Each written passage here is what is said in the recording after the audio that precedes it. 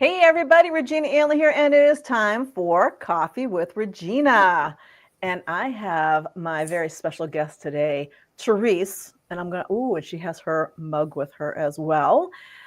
Well, I think it's 4 o'clock where you are. You're in, I'm in Stockholm, Sweden. and So how it's do we 4 pronounce your p.m. last name? It's Therese Öfverström, and I'm not going to ask you to repeat that. So Is it okay if I call you Therese? So I'm phonetically it is saying your name. fine. I go by Therese, Teresa, whatever. I respond. So Awesome. And it's 4 o'clock where you are. Is that yeah, it so? is. So is that coffee in your mug, or is that something else we need to know about? I'm not going to tell that on live stream, would I? Of course, it's champagne, and I need it by the bucket. No, it's tea. Actually, I quit the coffee a few years ago. So Awesome. cheers to you, Regina, for having me. Yes, and let me tell everybody about. I'm going to call you Therese because I cannot pronounce it the way you pronounce it. So Therese is the owner. She's the founder of Ninja Business, which is a really cool business. She helps busy entrepreneurs work smarter, not harder, so they can grow their business without the overwhelm. And that's what we're always talking about. Is we're always talking about that as business owners, we tend to freak ourselves out and overwhelm ourselves. Yes, you do that to yourself. And business consultants like Therese are out here to help you get rid of that overwhelm and actually create a business that you love. She's been decades in business as development, IT, operations, and she has the philosophy of it's kind of always the same. How do you do this smarter, better, and more efficiently?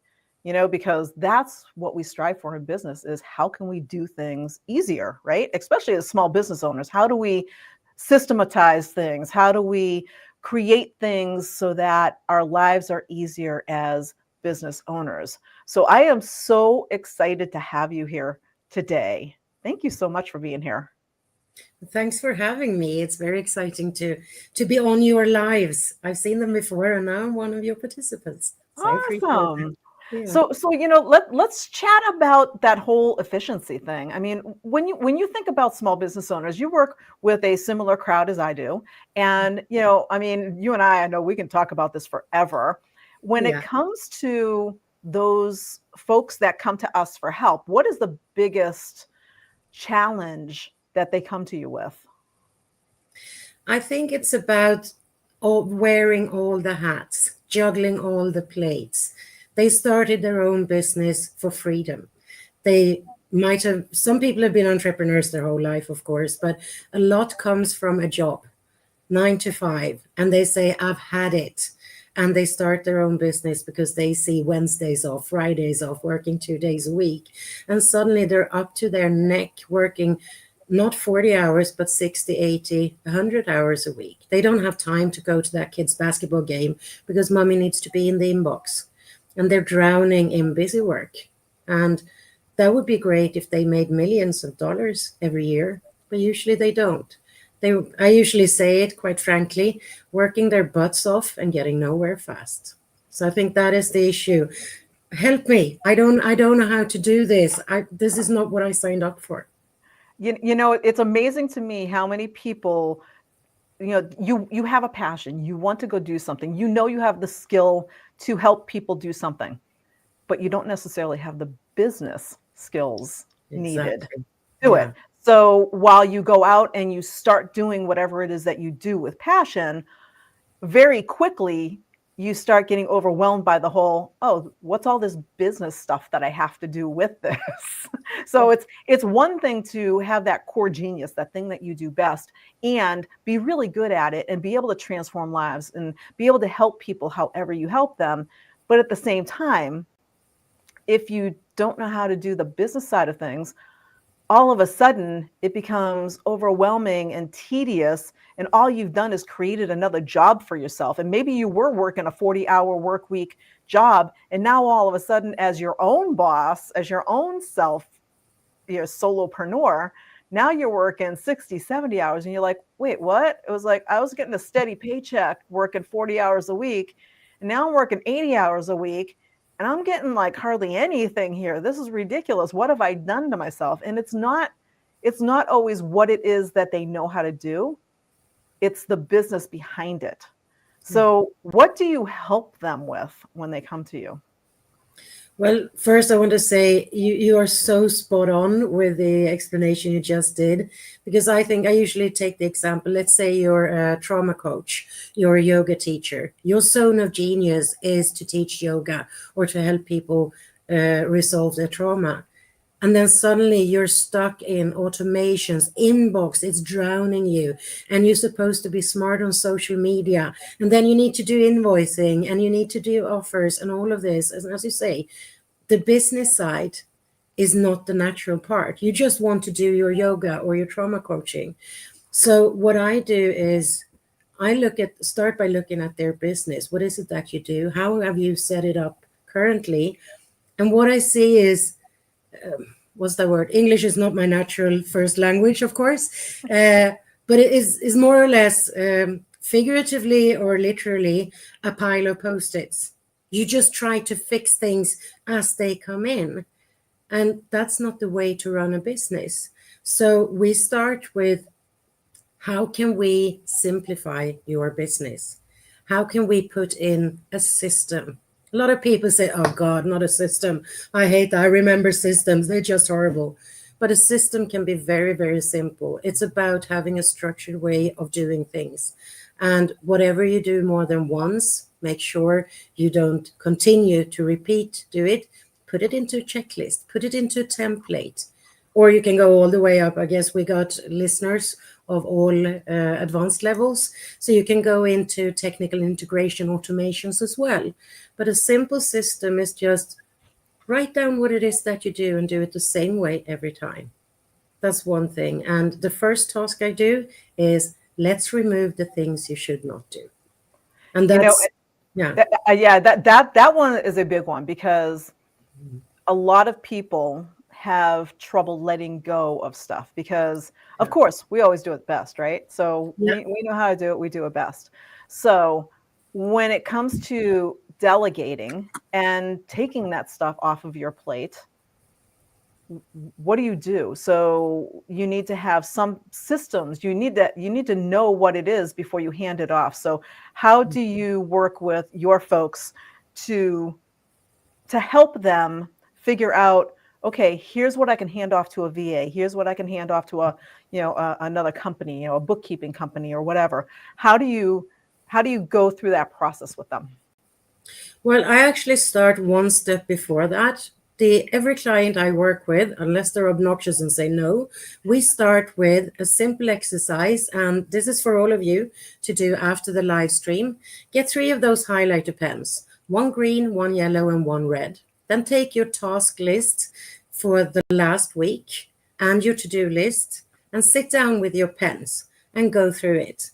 We start with the green ones. Those require you, and only you can do those. That's delivering your trauma coaching, for example. That's something only you can do. So those are the green ones. They're very bright, very light. This is what I need to do.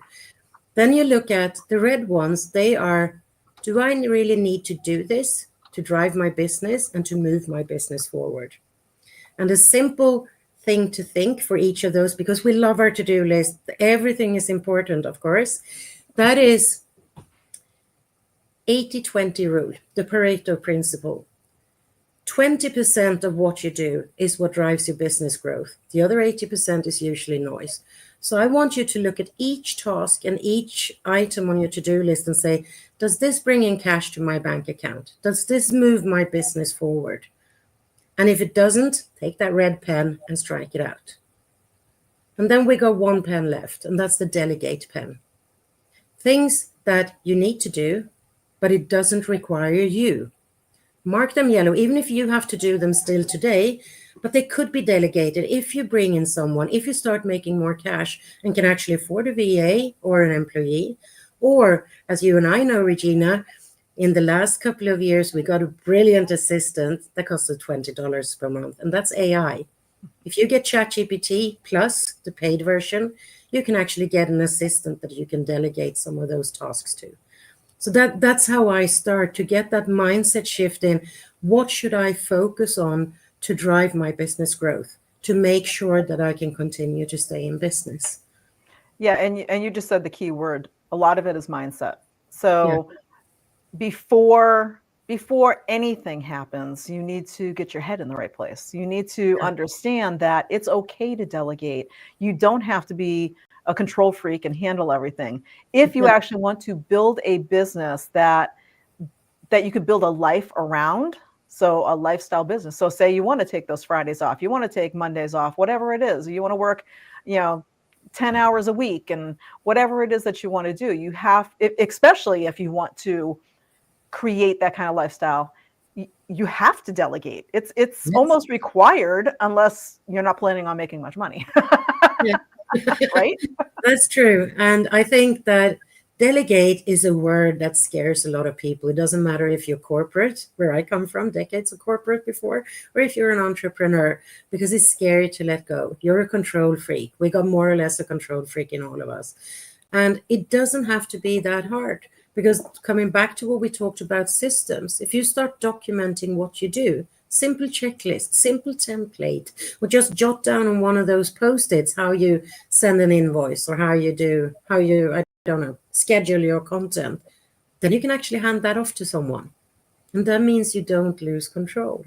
So I think delegation is so important, as you say, and we need to let go of that control freak because otherwise you can't have a business. If you're going to do it all yourself, you don't have a life and you're not going to have a business eventually. Yeah, if you're going to try to do it all yourself, you've literally created the job from hell for Yeah, yourself. You yeah. know, With it's the now, worst ones. yeah, now you're working 60, 80 hours a week and you're like, why don't I have any time to do what I want to do? I thought I was creating a business so that I could have a life, but all I'm doing is my business now. And if you're doing that, then it's time to stop and flip that switch and start working on what can I delegate. And to to your point of, writing it down, whether it's on a post-it or someplace, Yeah, that is the one thing that I hear often when people say, I've tried to delegate stuff before and it doesn't work. yeah, And I said, well, how did you delegate it? yeah, And that is the key, because they said, so well, I hired this VA and I said, I need you to start creating some social media posts. Here's what I do. And that's all they tell them. They don't give them any instruction. They don't tell them, here's what I'm looking for. Here's what, they don't, maybe a theme of the week or something, just so that it's targeted and they're actually creating what you want them to create. If you don't yeah, tell them what you want, yeah, they're just going to go do whatever it is they think they should be doing. And chances are pretty good you're going to say, ah, that was terrible. I'm not using VAs anymore because they never give me what I want. And it's like, yeah, well, how did you instruct them? yeah, So you mentioned, it's the process. You need to start jotting down, what do you do and how do you do it? Because until you have that, how can you have somebody else do it and do it to your standard? yeah. And I think that we can draw another parallel here with the example I'm going to give. Hiring a VA or start using AI as your assistant. A lot of people say the same thing, that AI is crap. It just gives me crap output. I'm not getting any good out of it. I don't know what the buzz is about. And the example I have, if you bring in an intern, you know the way you have these young people that need to do practice in a firm. If you bring them in and say, "Hi, nice to meet you. I am Therese. Just go and sit over there and do my content for the next month, my social media." They're not going to produce anything good and it's not going to sound like you. Or if it's the invoicing, they're not going to get those invoices out. So it's the same thing whether it's AI or whether it's delegation. You actually need to get your head onto a piece of paper of some kind or digitally to say, this is how we do it. This is my tone. This is my way of doing it. This is how the systems work. There are tools like ScribeHow, for example. If you need to go through, this is how you send an invoice, you can actually get that tool. It follows you when you click around. It creates the whole document for you with screenshots and everything.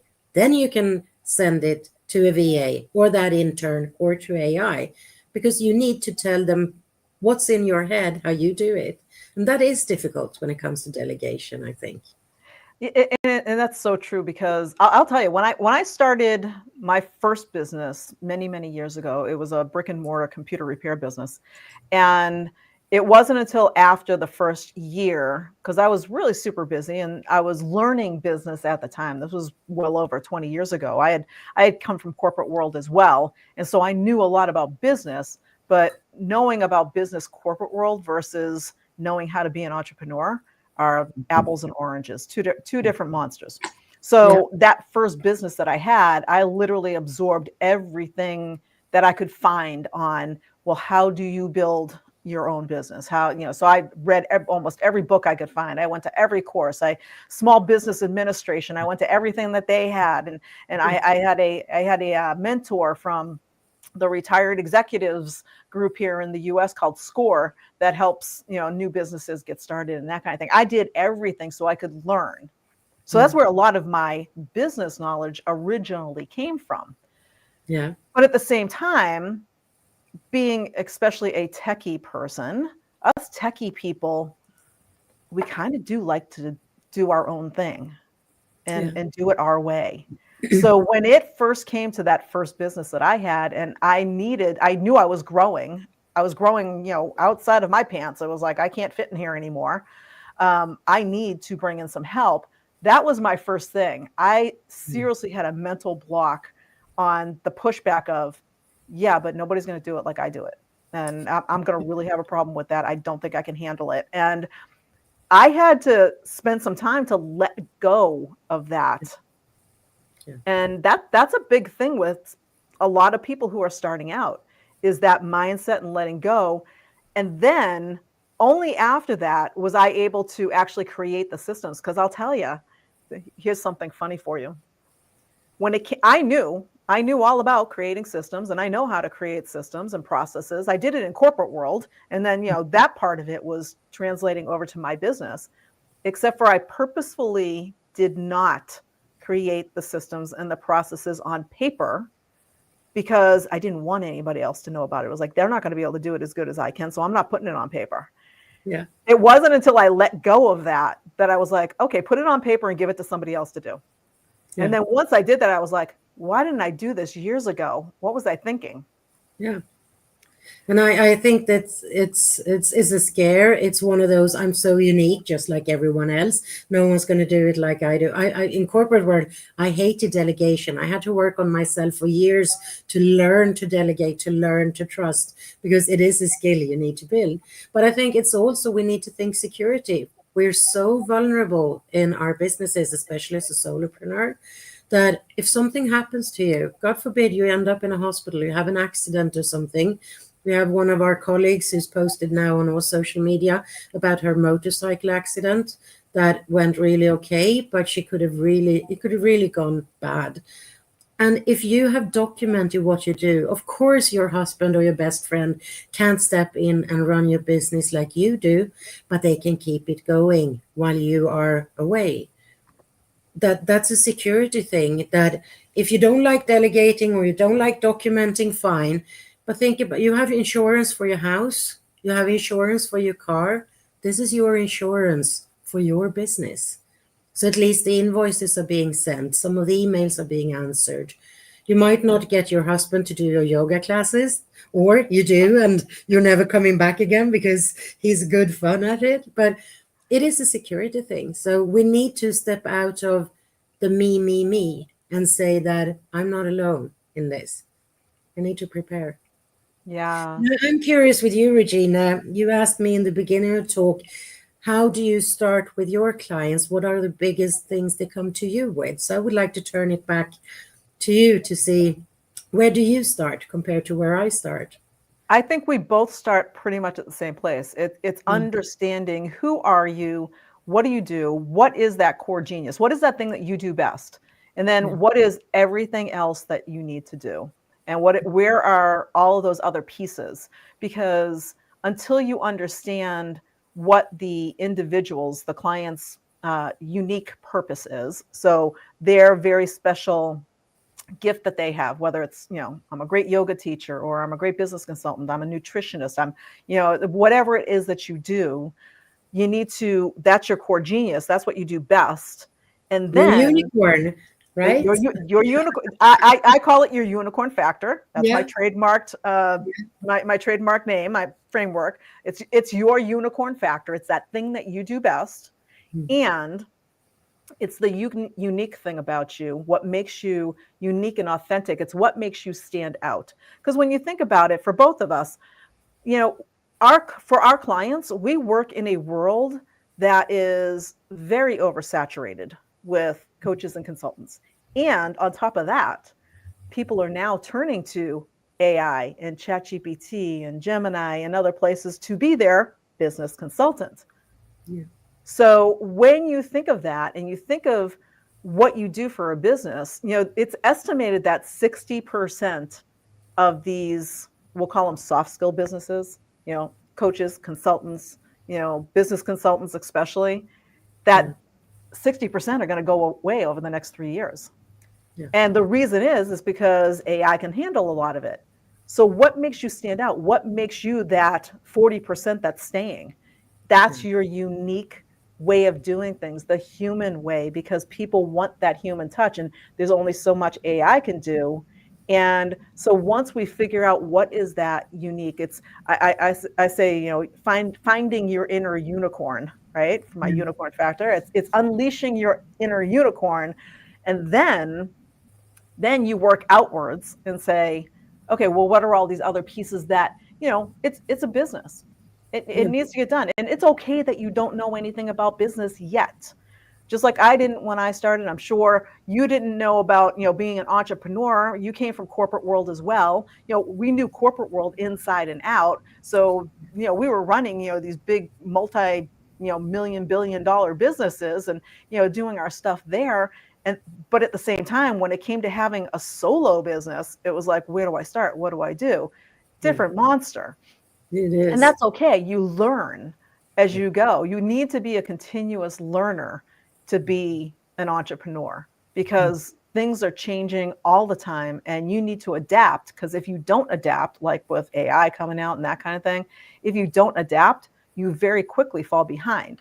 So Yeah. when I'm working with people, that's what we do. We do the same thing. So we're similar in that place where we want to make sure we get to the root of what is it that you do best, and where can I help you with the business side of things to actually get you stable, profitable, regular income coming in monthly, so that you can start taking Fridays off or Mondays off or whatever you want to do.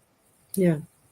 Yeah. And I think that you said something during this, that because your unicorn factor or your core genius or your zone of genius or whatever you call it, that's what's going to make you stand out. That's where you need to put your time and effort to showcase that to the world. You need to get out there and show that you exist, that you can help to bring that human connection and create that. Because the business side, sending invoices, answering emails, I don't know, whatever, that's no different in your business or in mine. We just use different systems. They might have different names, but you need to do bookkeeping. You need to have a calendar and all of that. So it's not rocket science, if I may put it like that. And I'm not meaning to sound condescending to anyone who says, I hate that and I don't get it, because you're not supposed to get it if you're starting up. But it's just processes that needs to be put in place. It's like setting up your morning routine. Do you shower first or eat breakfast first? It's the same thing in your business. But we need to take that off you, so you free up that, so you're being able to breathe. You free up the time, you free up the energy to where you can grow your business, to where you can deliver your yoga or your trauma coaching, because that's where your energy should go. And I think people like you and me, and especially now with the help of AI, which I think is amazing how much it can support us with, Mm-hmm. we can help to take that off, to take that stress off. Because if you don't like bookkeeping or don't even understand it, or how you set up your systems, or how you do automated emails or funnels, that's going to stress you so much. There's no energy left for anything else. So I think it's both a time and an energy thing. We want you in your zone of genius because that's where you're going to shine. That's where you should spend all your time. So what is one like big tip that you could throw out there that is like a key tip of, I don't know, maybe where to get started? Yeah. Well, I usually bundle them up. I say that the first one that's going to help a lot of people, stop checking your emails twice a day maximum. Set up proper time in your calendar and leave that phone alone because that phone takes so much time from you. Stop doing things you shouldn't. Every week, sit down and look at your week. After you've done this, I hope you all got your highlighters by now. Sit down and look at your task list and what are the three things I prioritized this week? Three things only. Leave the rest. Nothing's going to fall apart. No one's going to die. Focus on those three things. And then I urge my clients to quickly create a CEO hour somewhere in the week where everything else is turned off and you work on your business instead of in it. So it's not about doing, it's about sitting somewhere with a nice cup of something and think about strategy. Where do I want to go? What are my priorities? What are my goals and how should I reach them? 1 hour a week working on your business. I think that's my three instead of one. You Yeah, get those three. And I I, got tons more. If you want them, just let me know. I no, I love that, and I love I called it the three highlighter process. Yeah, that's an amazing one. Yeah, yeah, because that's a great way to do it, and you know, there is something in there that you said. So you said, write the stuff down and use a highlighter. So I teach my clients all the time that, it's one thing to type it into a computer. It's another thing to handwrite it out. And a lot of people these days, and younger generation these days, everything's on the computer. I always stress write it out. And that's one of the things that I really love about your highlighter process, because you write it out and then you highlight what it is that you're doing. When you handwrite something out, you're using both hemispheres of your brain. When you type, you're only using one. So you're Yeah, using the logic side. So if you're going to work on your business, you definitely want both hemispheres. You want that creative and logic working together so that you know exactly what's going on. So I love the idea of writing everything down, then using the highlighters to decide, this is the only me. And I think I would counter that just a little bit, that there needs to be a revision, that once you go through it the first time, if almost everything is in green, then you need to go back and check it oh, again, yeah, because you're a control freak and you want to do everything. So if you're all green, you're like, nope, that's only me, that's only me, that's only me, that's only me. You need to stop and think about that. yeah. And I think you're absolutely right. And that goes for most things that both you and I do, especially in the beginning with our clients. I think that you start somewhere and you build from there. One step at a time, we're going to get there. But the revision, yes, it's important. Yeah, because it is. It's a change. Anything that's a change, it feels hard, but it's not really hard. It's just unknown. Yeah, So that's what people get stuck on. It's not the I'm scared about this, I'm doing this. It's just the unknown. Once you know something, it's not scary anymore. It's not hard anymore. Once you know it, it just is. yeah. But you have to get to that part where you know it, which is why, being a continuous learner, and even being a learner for yourself, knowing, you know what, I can't handle it all. I'm okay with that. That's learning. That's self-learning, right? Definitely. Right. So So I what is your big tip to give? We need to bounce it back over to well, the screen as well. this is actually all about you today. So I know, but since we're doing similar things, I think our yep, audience will benefit from getting tips from absolutely. both of us. Absolutely. Yeah. So I do the same. It's really my big tip is to really understand what is it that is that thing that you do best. Mm, And then that is, when I say core genius, that is the core of your business. That is the core of your essence inside of your business as the entrepreneur. mm, Everything else that is noise around that is stuff that should be delegated out. yeah, So, everything else, you stick to your core genius, and your core genius is whatever you do best for your clients. It's the thing that makes you money. It's the thing that brings the income in. It's the thing that brings the clients and makes you profitable and gives you a consistent income. So focus on that and only that. And then every time you get distracted by something, jot down, Okay, my email just distracted me. The social media distracted me. This distracted me. I had to write a blog. I had to write a LinkedIn article. I had to create an article for a magazine. I needed to do that. Did you really? Or is that something that could be delegated to somebody else? Yeah. Stop and think about what you're doing and what you can delegate off to others so that you can do what you do best. Once you're in that momentum of doing what you do best, that's when you're consistently bringing in new clients and you're consistently attracting people to you, because everybody knows, hey, this is, it's Regina, it's the unicorn lady, it's Trish, she's the business lady, so it's they understand who you are and your place in what you do best, which helps them understand, oh, this is why I want to use a live person instead of going to ChatGPT and saying, hey, ChatGPT, how do I run my business? Yeah. Yeah.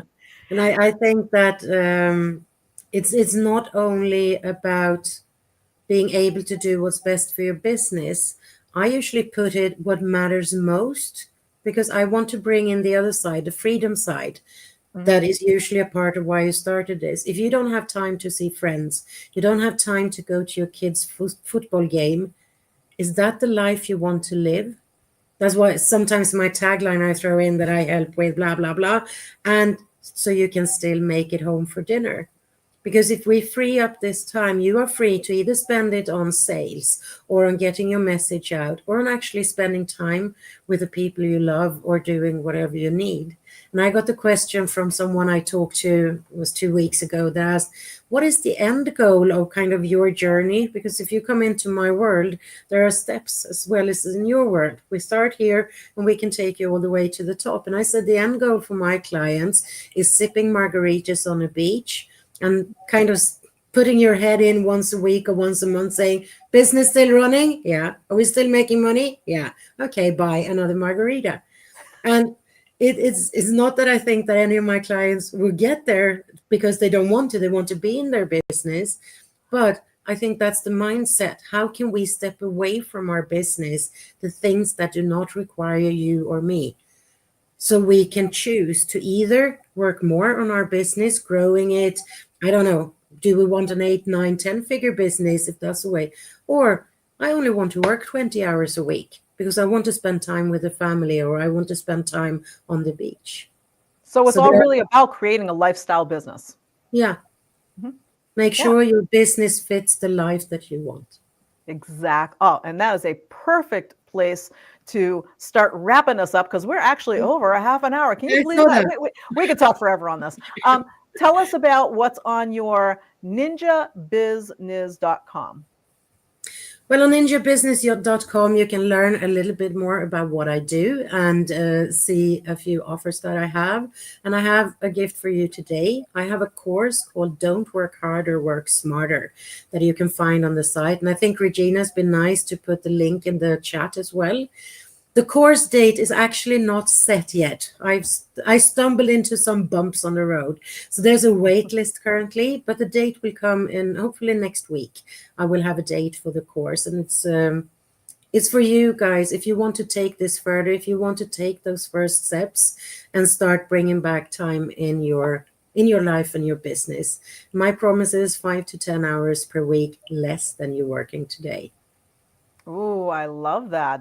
That's a great promise. That's a great guarantee for a business is, working less because that's what we're all looking for. So I will make sure that all of these links are underneath all three of the places we're streaming right now. We are on Facebook, we're on LinkedIn, and we are on YouTube right now. So I will make sure that these links are underneath all of these.